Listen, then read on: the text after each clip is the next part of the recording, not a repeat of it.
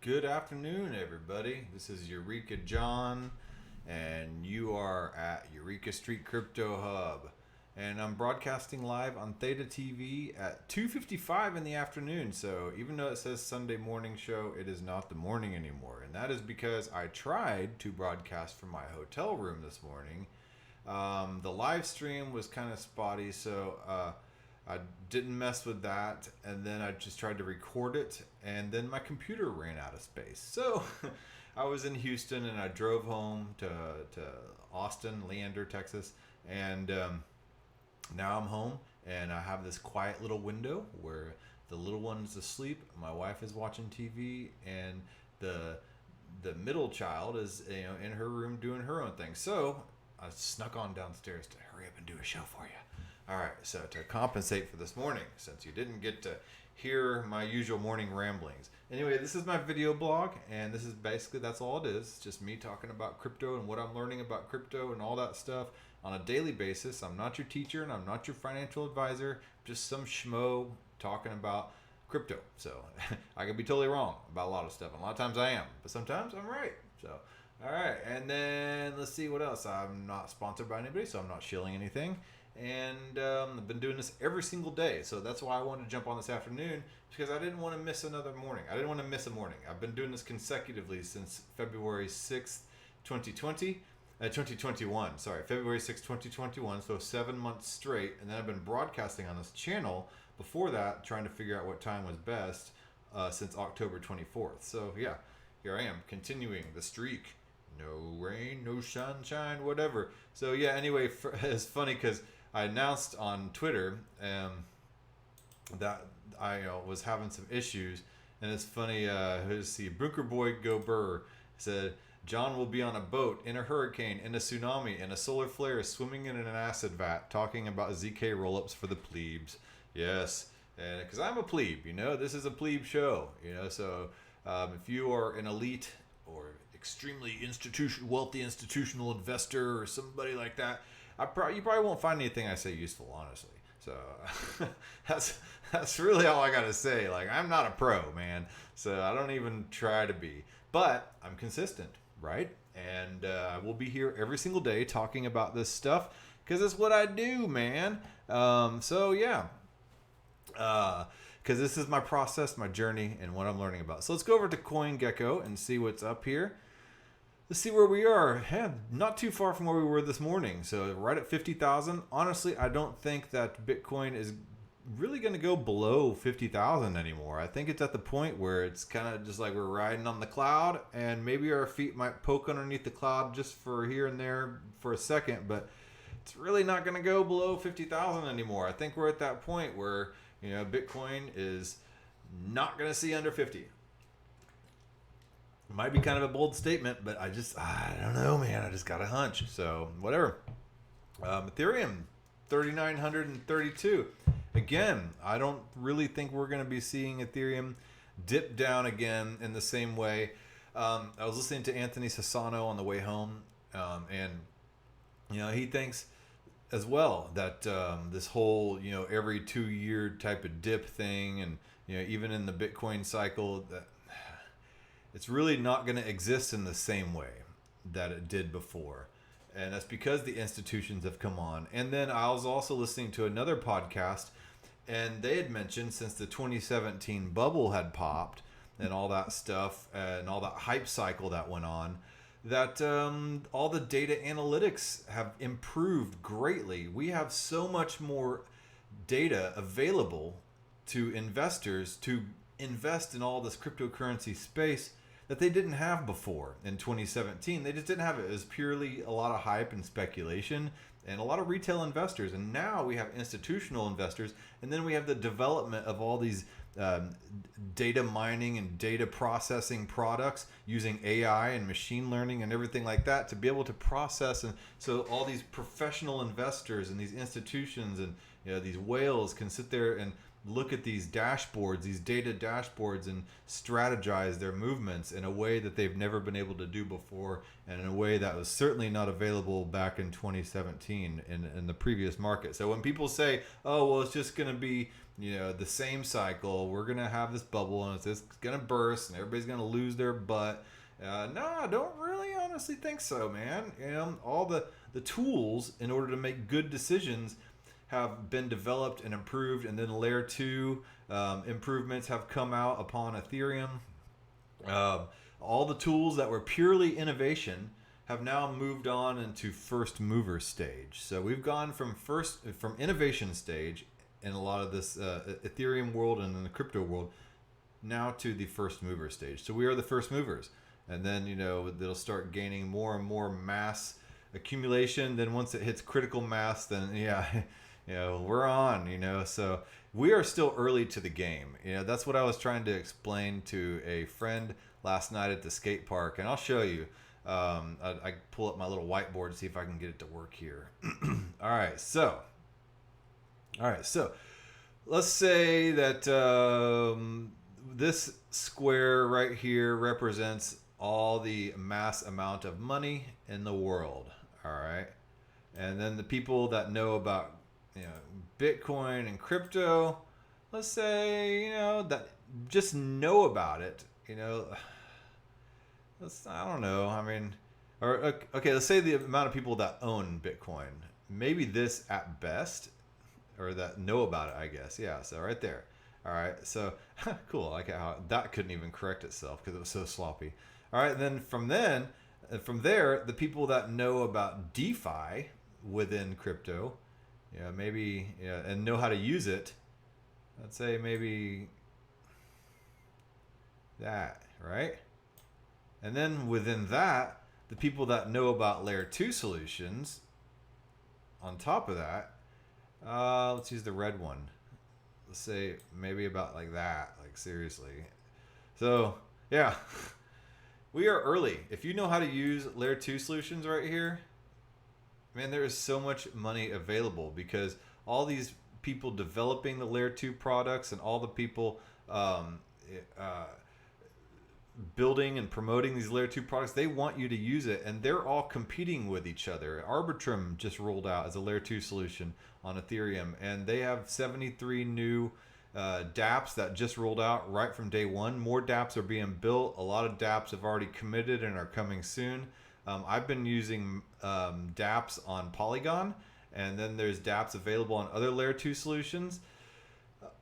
So it's pretty incredible, all the stuff that's happening. So we are at the very beginning stages, and if you're using layer 2 solutions to build money, you are so early. The APYs are still high. However, not saying it's without risk, because there are a lot of rug pulls going on, and rug pulls are basically whenever you have the devs or initial VCs, venture capitalists, go in and they do an initial coin offering, or they do some kind of fundraising or something like that, and they get everybody to put their money into these applications, these dApps, and then suddenly they just pull their money out, and then they leave, or they get hacked.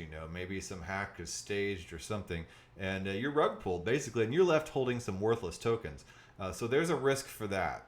But I've said this before, and I'll say it again. Elizabeth Warren said, "Who would you rather trust with your money? The large mega banks, who she was trying to insinuate are safe and secure, or some shadowy supercoders?" Well, honestly, I would prefer, in a lot of cases, the shadowy supercoders, because the banks are predatory, with all their NSF fees and their ATM fees and nickel and diming you, being able to shut down your bank account at their whim and desire. They shut down some general's account because they thought it might give Chase Bank a bad look. Now, who cares who you bank with, honestly? And then, just all that stuff is becoming predatory. The interest rates are basically zero. You're lucky if you get 1% interest rate in a bank at all, or a credit union. So crypto is looking pretty good. When you can put your stable coins in a crypto dApp and then earn 5 to 8% just on some stable coins, I mean that's looking pretty good. So yeah, I can't remember where I was going with that, but Yeah, I don't know. I lost my train of thought. See, I do everything here pretty much on stream of consciousness. So, okay. Bitcoin is sitting at 50,685.82. Ethereum 3,932.40. Cardano 291. And let's see, Tether, Binance Coin 498, almost hitting 500. 498.06. Tether $1. XRP $1.29. The Doge 30 cents. Solana 137.23. Polkadot 33.92. USDC 99 cents. It's a stable coin. And Uniswap 29.01. Litecoin 223.97. Chainlink's been doing really well, up 27.3% in the past 7 days, 10.7% in the past 24 hours. 32.73. Yeah, so I mean things are going really good. Theta Network up 13.8% to 787. I don't know. I'm pretty happy with the way things are looking right now in the markets. Although I follow price, but I don't sit there and invest in cryptos specifically for price. I believe in fundamentals. I love the technology. I love the Web 3.0-ness of it. I love the blockchain 3.0-ness of a lot of this stuff. I like for the crypto projects that I jump into to do stuff and not necessarily just speculate on price. But I do like watching the price. It's almost like watching a horse race or just, I used to collect baseball cards when I was a kid, and I would always look at the back of the card and look at everybody's home run stats, RBI stats. So I like looking at that type of stuff, and this is kind of what this is to me. So it's, not necessarily like I'm trying to day trade, like, oh my God, it's up, 21.2% Ethereum here. I better hurry up and sell so I can buy a dip. No, it's not what I'm trying to do. I just think it's just cool looking at the daily numbers and stuff like that, and just kind of catching long-term macro trends as I kind of follow all this stuff. It's pretty fun. Let's see. Quant Network 278.28, up 43.3% in the past 7 days, and up 28.4% in the past 24 hours. I'm not really sure, honestly, what news may have come out with Quant Network, but they have been blowing up. Let me just look at my bookmarks here. I did bookmark the Quant Network right here. The supply of Quant is 14,612,493, and there will never be more. When the OVN, the Overledger Network Enterprise, is fully operating, so it's not even operating yet, Overledger can be accessed with payment in Quant. These Quant get stored in the treasury, and this will reduce the circulating supply that will let QNT price rise higher and higher. I think Quant and Unibright kind of have this similar characteristic of all the stuff just now starting to become activated. Quant really focuses on interoperability. They advertise themselves as an overledger to eliminate the need for all these banks to have. Banks can use separate blockchains and stuff like that. Some banks might, I don't know, maybe use Ethereum, but probably not, or parts of it, or they might use XRP, the Ripple, or they might use some other blockchain. What was it? Made by Consensus. Why can't I think of this one right now? It's on the tip of my tongue. Or they might use an in-house proprietary blockchain that they've had developed and built for themselves. Well, that creates a problem in which a lot of these financial institutions are not able to communicate back and forth and transfer money easily and all that stuff. Well, the Overledger network allows this type of interoperability, and in order to use the Quant gateway to access that, you have to have the Quant token. And since there's only 14 million of them, there's a deflationary mechanism due to these lockups. It increases the value of it. I'm wondering, when the value of the Quant token gets so high, does it become problematic for banks? I don't know. Maybe I'm not really understanding the Quant network as well as I should, but interesting stuff. I did buy some Quant Network quite a while ago, actually, back when it was about like $12. So I'm pretty happy about that. So either way, whatever, I don't necessarily love banker tokens and stuff like that. That's what I call them. Quant Network, XRP, Stellar.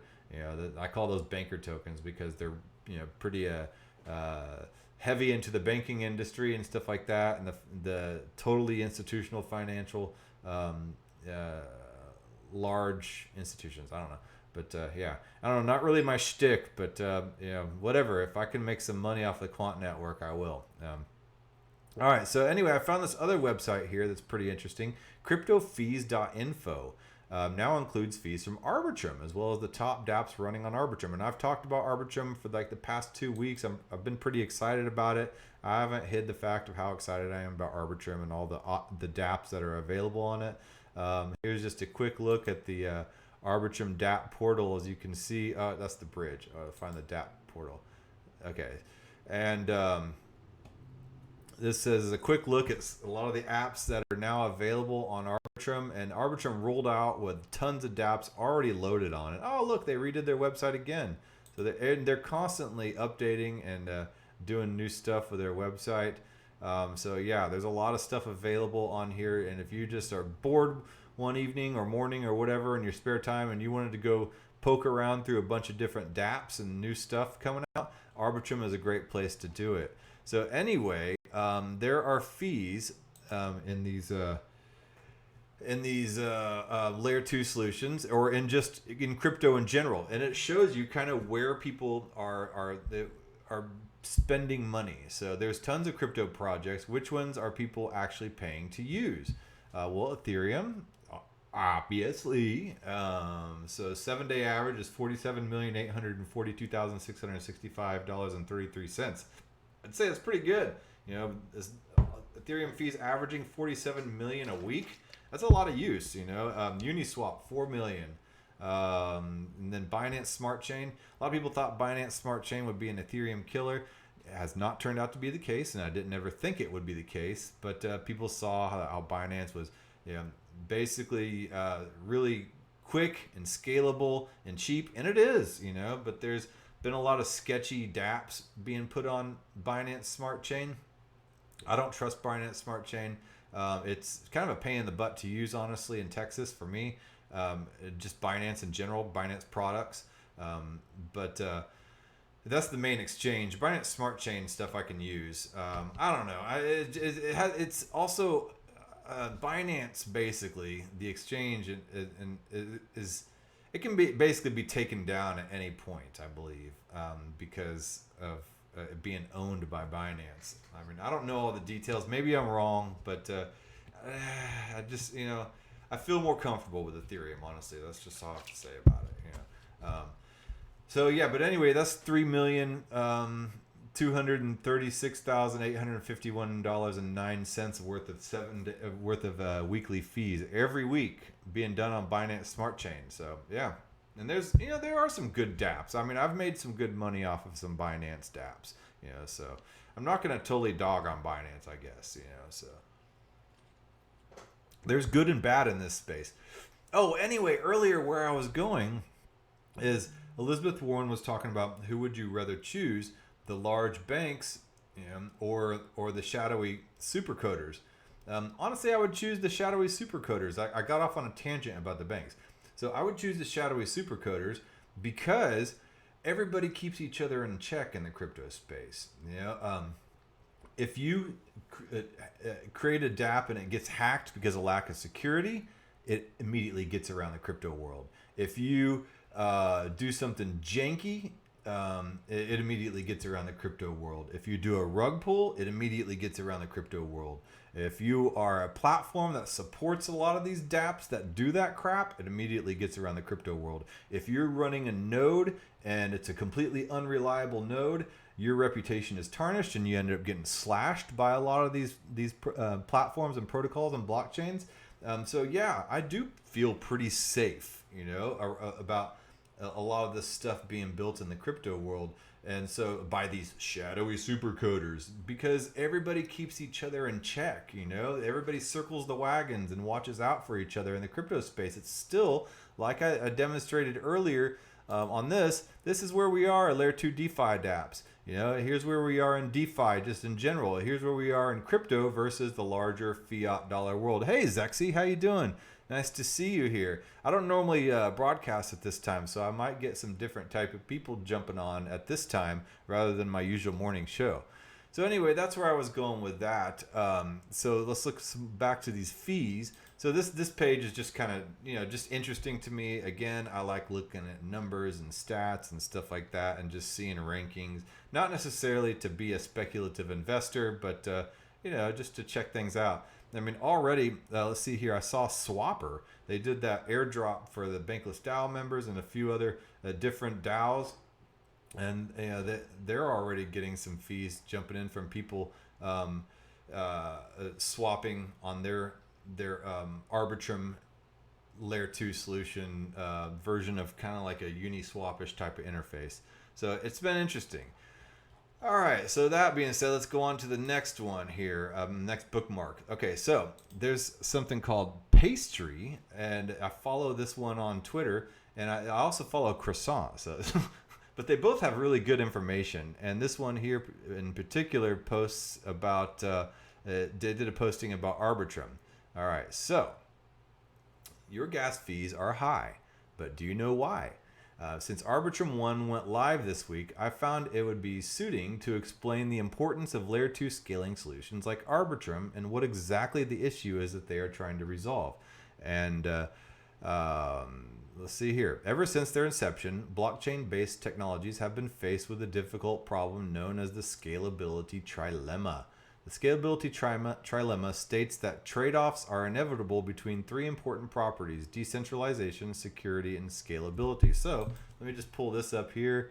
Let me just, can I just clear this? Okay, no. How do I do a new one?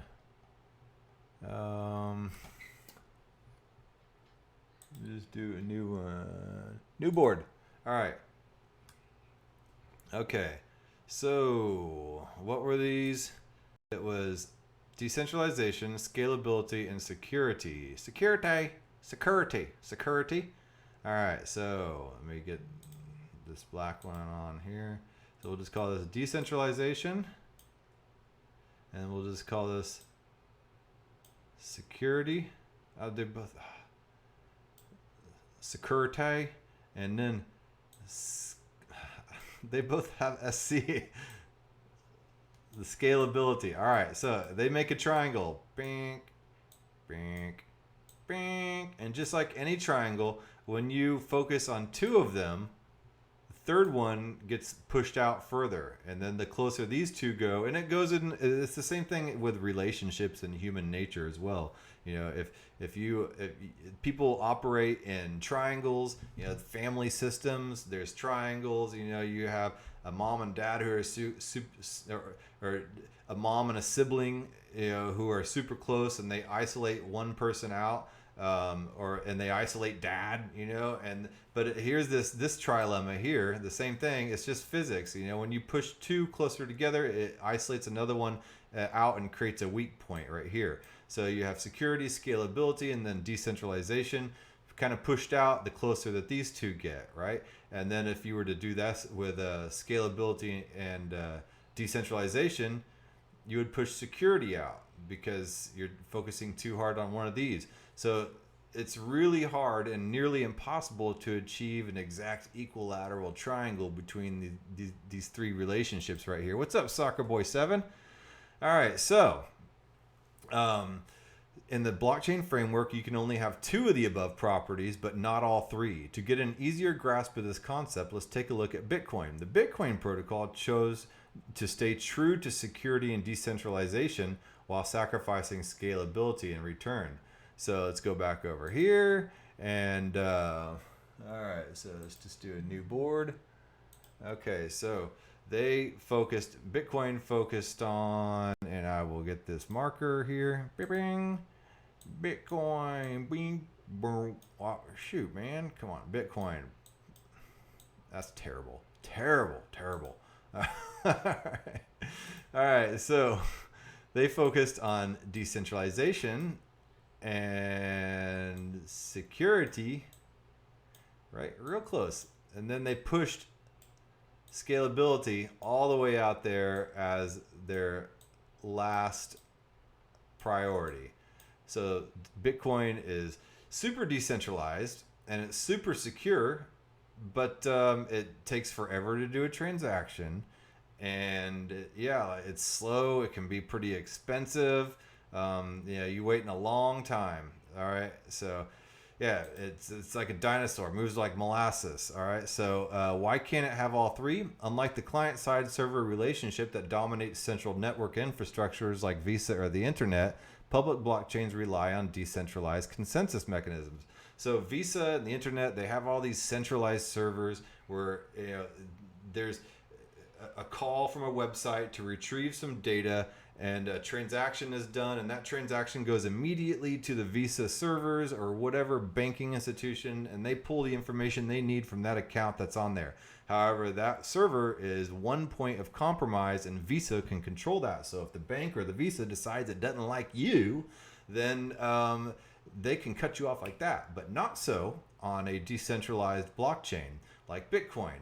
There's nobody that can decide on behalf of Bitcoin that they don't like you. And so that's the beauty of blockchain consensus mechanisms and decentralized consensus mechanisms, is they can't cut you out like that. What's up, Max Life? How you doing? So that is, the difference between Visa and the internet, and then Bitcoin and decentralized consensus mechanisms. But the decentralized consensus mechanisms like Bitcoin are subject to this law between decentralization, security, and scalability right here. So right here, bam, bam, bam, creating that triangle. And when, but you can't ever seem to achieve an equilateral triangle in that. Like for instance, Bitcoin focuses on decentralization and security here and leaves scalability way far out there. All right, so let's get back over here.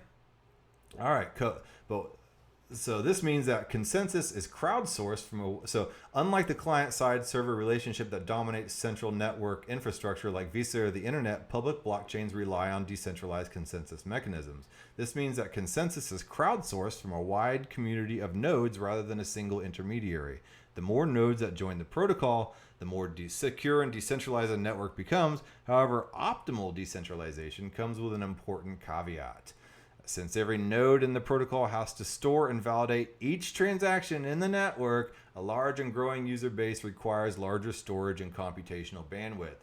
If the user base becomes more than what the network can handle, the result is slower transaction speeds and lower throughput. So Bitcoin got immensely popular. Everybody wanted to use it, and it was more than the network could handle because it has to validate and store each transaction on every single node all around the world. And it's just, when there becomes tons of transactions, it's just impossible to do. And then we saw this with the CryptoKitties on Ethereum as well. So a potential solution to this problem is to simply reduce the distribution of nodes, either geographically in number or both.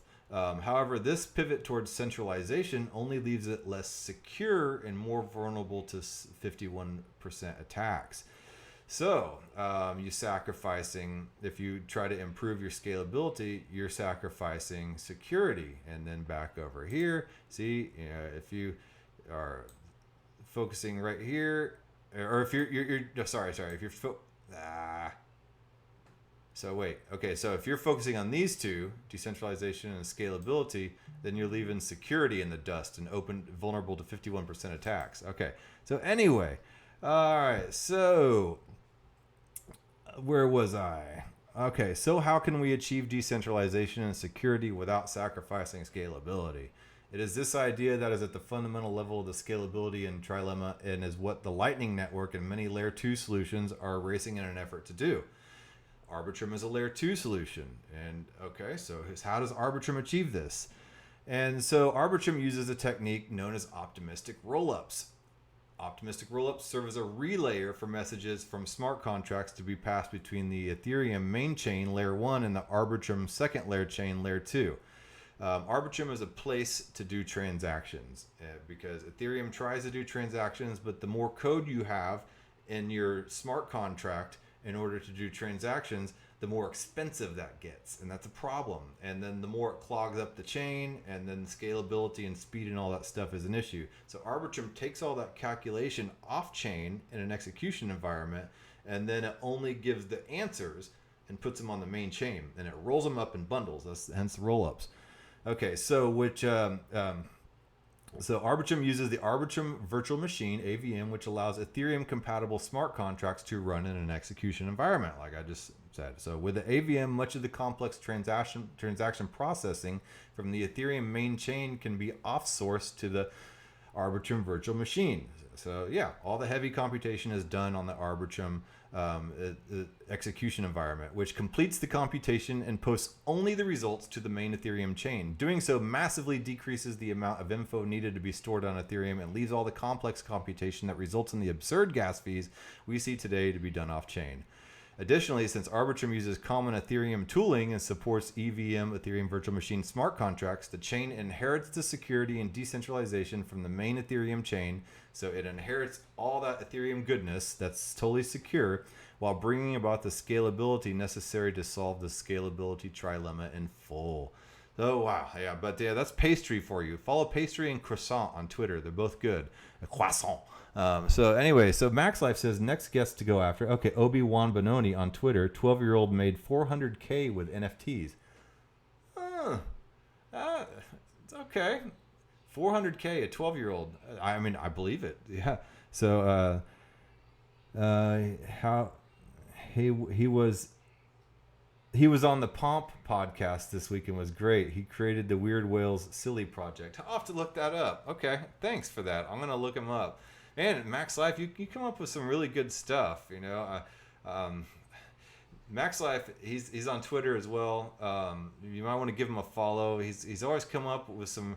He's the one who found me Sammy Snake when I interviewed Sammy Snake on here, and that was a really good interview. And yeah, it's yeah, I appreciate a lot of these leads, and he turns me on to a lot of interesting stuff in this Twitter space. So anyway, back to this Arbitrum thread on Pastry. Somebody was saying, wasn't this what Solana does? Bankless, their podcast, they just interviewed a couple of the people from Solana, and it was a good interview. I'd recommend you listening to it. Let's see here. Bankless Solana, and I'd recommend you listening to this podcast if you have all their podcasts are like an hour, or over an hour, sometimes 2 hours. So I'm not here. It is, yeah. Solana panel, Santiago Santos and Konstantin Lumashuk. If you have the time to listen to this, it's great. It's a healthy debate between two different blockchains, supposedly competing blockchains, but all the tribalism needs to stop. There's some really good things coming from each blockchain, most of them anyway. And Solana, I think will take a certain load off of Ethereum, and they can work together because there's a lot of there's bridging going on between Solana and Ethereum right now. So Solana might be able to take some of the traffic of the DeFi stuff with some great new dApps being built on Solana. The criticism about Solana is it's potentially centralized. A lot of VCs initially invested, and it's kind of more difficult computationally to run a node on Solana. So not just your average schmo can do it out of their house. So yeah, I mean, there's some gives and takes, pros and cons with all this stuff. But yeah, like Max Life says, it takes a village in this fast-moving crypto space. So yes, I'm glad to see Solana and Ethereum having a healthy dialogue. And I mean, I know Bankless is not Ethereum, but it's, they're Bankless, they're Ethereum bulls. But everybody's having a healthy dialogue and talking with each other. And then Max is saying Bankless had Raoul Paul, which is also good. He was so great to hear him be bullish on the space. He was a great macro resource for financial sectors. It's absolutely true. Raoul Paul, he's also bullish on the Ethereum space. He's a previous Bitcoin maximalist, but maximalism in any form is not really good for the space at all. I'm not a maximalist in anything. I do think we need to take down this tribalism, although I do get a little annoyed sometimes about the cultish behavior behind some of these tokens, but that's really my own personal deal and not necessarily, I don't want to dampen somebody's enthusiasm about how they feel about a project, just as long as they're not sitting there trashing other people's projects. So yeah. All right. Well, that being said, I couldn't, like I said, I tried to jump on this morning and it wasn't working out for me. So I had to get home. I was in a hotel in Houston and my computer was not allowing me to do jack squat. So I'm trying to play my reggae outro music, but it's not popping up for me. So I guess I'm just going to have to leave in silence. All right. Well, thanks guys for jumping on this afternoon show. I might try to do some, during the weekends, maybe a Sunday, and make it like a Sunday evening or a Sunday afternoon show. Give myself one break during the week where I'm not waking up at the butt crack of dawn. And I don't know. I'll think about it. So yeah. Hey, what's up? Piss feels. I can't pronounce a lot of these names that pop up on my Theta thread, but it's interesting. It's a different crowd today than my usual morning crowd, and I love my morning people, But when you pop on in the afternoon, so yeah, you see different people because everybody gets to jump on at different times. I know a lot of people in the American time zone don't really want to wake up at 5 and 6 in the morning, and they're hanging out in the afternoon. So, all right. That being said, yeah. All right. See you later, Max. Thanks for that. I will enjoy my family for the rest of this weekend. All right. Bye.